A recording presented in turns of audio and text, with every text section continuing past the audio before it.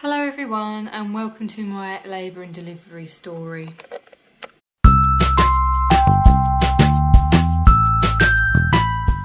So I decided to film a labour and delivery story for you guys because I didn't upload anything on Wednesday because I didn't film a vlog on Monday, so I've decided to do a labour and delivery story for you guys.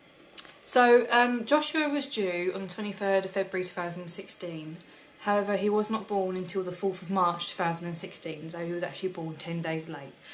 My labour didn't start until the 3rd of March, and then he was born early hours of the 4th, early hours in the morning of the 4th. So I'm just going to I've got notes. If I keep looking down, it's because I've got notes to try and stop myself from rambling on too much. So I'm just kind of going to get into it now. So on Thursday the 3rd of March, sort of woke up feeling grumpy. It's going to be my dad. Okay, so I'm so sorry about that, guys. My dad called me, and as it seems I don't live at home anymore, I don't get to speak to him that often anymore, so I thought I'd better take the call. And if I keep looking down in that direction, it's because Joshua decided to wake up from his nap earlier than what I had hoped, and he's now having some milk, so you might hear some feeding noises as well. So yeah, as I was saying, I woke up feeling grumpy because I hadn't gone into labour, and I was very fed up of being pregnant at this point. So I was sort of just waddling about like I did on every day.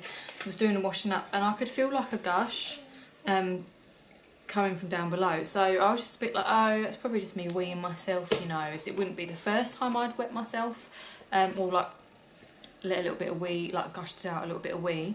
So I didn't really think anything of it, and I didn't think it was my waters breaking. And when I read up about it online, I'd always read that when your waters break, it'd be like a constant leaking feeling. Well, for me, it wasn't like that. I just kept feeling like little gushes every so often. So, and I didn't really feel anything again after that for a little while. Went and had a shower, got dressed, I decided I'd better put a Sanitary towel on, just in case, like, you know, anything else came out. And then I did feel it again, but I started to feel it like more and more. And within like 5 minutes of putting the clean Sanitary towel on, it felt quite damp. So I was a bit concerned. So I went and phoned Sean, who told me to ring the hospital. So I rang the hospital, who told me to go in to check to see if it was my waters breaking. So then I had to ring Sean back so he could come home and pick me up, basically. And this was around about 3 PM that I rang him.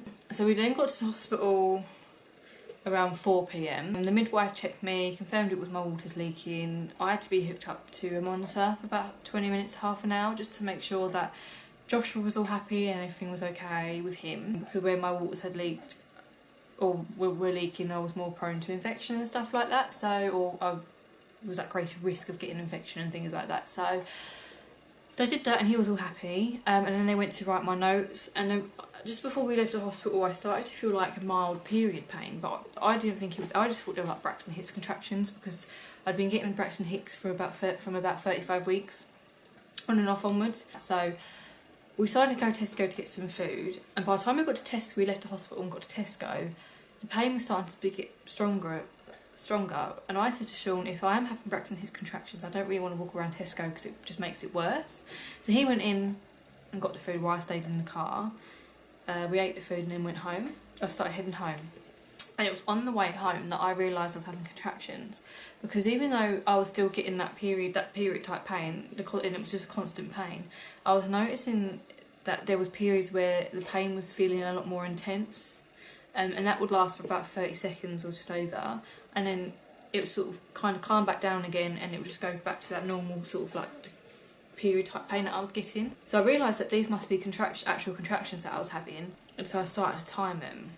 As soon as I got home, I ran in the flat and decided to crouch over the sofa and cry, because I was getting contractions and they were every 2 to 4 minutes, and they were really, really intense, and it was really painful, and I didn't really know what to do because it was my first baby. I'd never been through labour before. Sean didn't really know what to do because he's obviously never got anyone else pregnant before. So he rang the hospital, who told us that we needed to go back in because of how like riskier things were now that my waters had broken. We left to go to hospital, and we must have got to the hospital around about 7:30. So yeah, we got to the hospital and we got in and we met our midwife.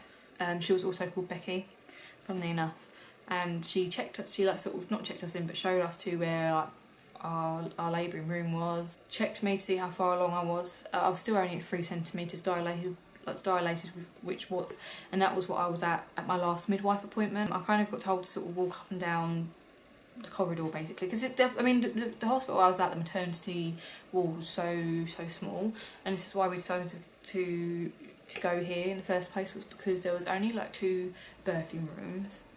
There was 1 postnatal ward, which was really small, and then there was 2 like antenatal day rooms where they check you if you have to go in for midwife appointments and stuff like that there. So obviously we just sort of walked up to like the canteen area, a little kitchen area.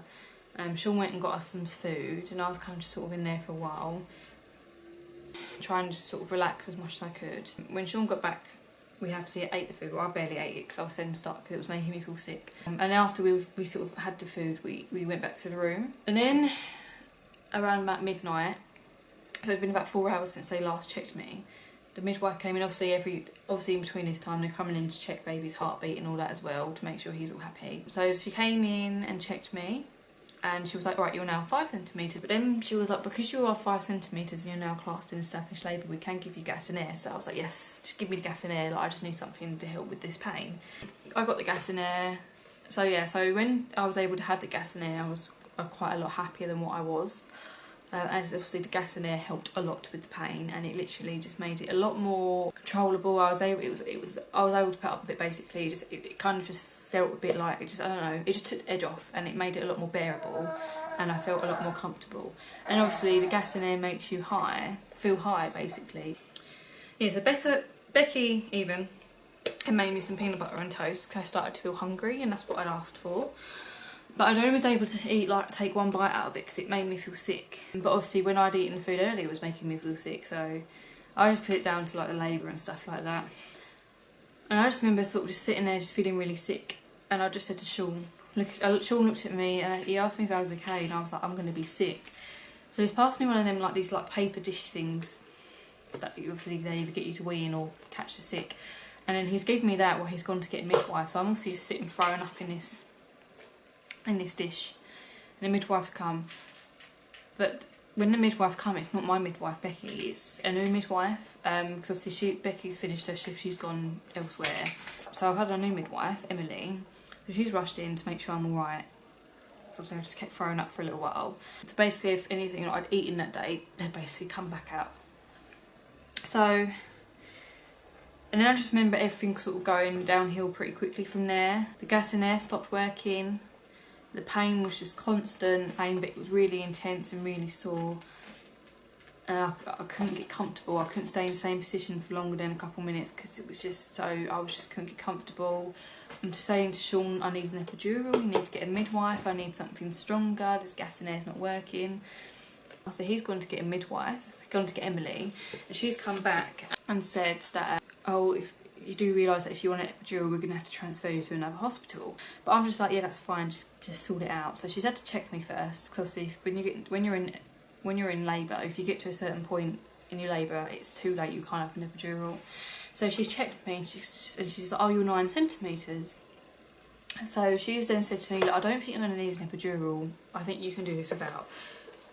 But I'm just a bit, I don't know, I started to get a bit rude, I guess you could say. Because I really just want an epidural, I just want this pain to go away. So I just repeat myself. I'm just like, I just want an epidural. And then she's trying to sort of get me to not have an epidural, and I just keep asking for one. And in the end she's like, look, let me run you about, like, get the birthing pool ready and sit up, and that might help with the pain. So in the end I just sort of agreed to, because she was getting on my nerves. As nice as that is, I just kind of agreed to it. So she ran the bath and everything, and tried to get me to go in it, and I refused. I then sort of started like feeling like I needed a toilet, and so they tried to get me to push. So I'm on the bed in the room pushing, and every time I'm pushing, I'm asking them if they can see the head. Because I can kind of feel like something making its way down inside, but I don't obviously really know what's going on because I'm still kind of high at this point. So I'm asking them, can they see the head? Like, because another midwife came in to help Emily. So I'm asking them, can they see the head? And they're like, oh no. And they're like, no, not yet. Like, you know, you still got a while to go. And I'm like, well, if you can't see the head, then I need to go toilet. I don't need to push. So then I get up from the bed, go to the toilet, try and go toilet, and then they're trying to get me off the toilet because they don't want me to give birth there. So I end up going backwards and forwards from the bed to the toilet for like a while because I just argue with them, saying that obviously I obviously don't need to push, I need to go toilet. They're trying to explain to me that obviously when you're this close to delivering, this is what it feels like. The midwife in the end decides to check my blood pressure and my temperature because I just remember I just started to feel really hot and sweaty, and Sean says that you could actually see the sweat dripping off my face. That's how like hot I was. So Emily decides that it's time to check my blood pressure and my temperature, and realises that my blood pressure and my temperature are both really high. So she decides to call an ambulance to transfer me to another hospital because obviously if anything goes wrong they can't do anything for me at this hospital. Okay, so we're in the ambulance on our way to the new hospital, and I remember just starting to feel like that I needed to push, but I'm trying to ignore it because I don't want to give birth in the ambulance. Well, the further along we go, the more the bigger the feeling gets, and in the end it got so overwhelming that I had to listen to my body and push. So I remember pushing like twice, and then I kind of felt like something popped down below, because I'm guessing like it was his head. So I've looked at the midwife and said, I can feel his head down there. And she kind of looked at me as if to say, oh, how many times do you think I've heard this in my career and it's not been true? But when she's pulled back the sheet, she's had the shock of her life, because she's obviously then just said, we need to pull over because his baby's coming now. So we've pulled over to the side of the road. I'm then being told to push again, and then 2 pushes later, at 3:14 AM, Joshua was born, and I just remember having this baby placed in my chest, and he didn't even cry. He just looked at me and was looking around looked at me, and then looked around the ambulance and looked at Sean and was just like probably wondering what the hell was going on. And Sean got to cut his cord. Yeah, so the cord gets cut, and then obviously the paramedic and then midwife just make sure that we're okay. And then we're back on our way to the hospital. And the thing is, we were literally like 2 minutes away from the hospital in the first place. Like, the hospital was just around the corner from where I gave birth. So on his birth certificate, his place of birth says the road name that he was born on. So anyway, we get to the hospital, and they put us in a room where there's no cot or no chair. So Sean's having to like hold Joshua, because they've had to come in and check me over. So Sean's been past Joshua, and he's got to stand there, bless him, and hold him while I'm being checked over. And I need stitches because I tore when I delivered Joshua. So obviously they've given me gas and air to use while they stitched him up, because obviously they also do give you like an anaesthetic down there as well to numb the area, but they also give you gas in air to give for an option. And I just remember they kept asking me, do you want to hold your baby? And I'm like, well, no, because I feel high, because I'm on gas and air. So let's let Sean hold him. And then eventually they do bring in a cot and a chair. And then by the time they bring all that in, it's Joshua's turn to be checked over anyway. And then they weigh him, and he weighed 8 pounds 4 ounces. And so he was a nice, big, healthy baby. Yeah, it was just so crazy when he was finally born. I just remember, because he had these bright blue eyes when he was born, and he had quite dark hair as well. I mean, he didn't have lots of hair, but he had a bit of hair. But yeah, so it's crazy to think, like, I just remember looking at him when he had like his nappy and his clothes on, and I just sort of remember thinking, is this really happened? Like, has he really been born? Is he really mine? Like, I just remember it just felt so surreal. So yeah, I mean, I had to have, obviously when I had like my further checks done and stuff, the midwife told me that I lost about a litre of blood, and because I'd thrown up and everything, it made me really dehydrated, so I had to have fluids pumped into me. So I had to like be monitored and stuff for a while, and then we made the decision together that I'd stay in hospital. I only agreed to stay in hospital because I thought I'd been discharged like early on the 5th, but I didn't get discharged until 8 o'clock at night, which means I didn't get home until like 9 o'clock at night. because obviously Teresa and Sean's mum and sister had to come pick me up, and obviously this was the first time that his sister got to meet Joshua, so she had cuddles and that for a little while, and then we got home and stuff. So, but yeah, so basically that is my labour and delivery story, and that is how Joshua came into the world. So I hope you enjoyed my story guys. So thank you for watching. Please share, maybe subscribe. Give this video a thumbs up if you want to see me do more sit down videos, and if you liked it, please check out all my links in the description down below, and I'll see you in my next video. Okay, thank you, bye.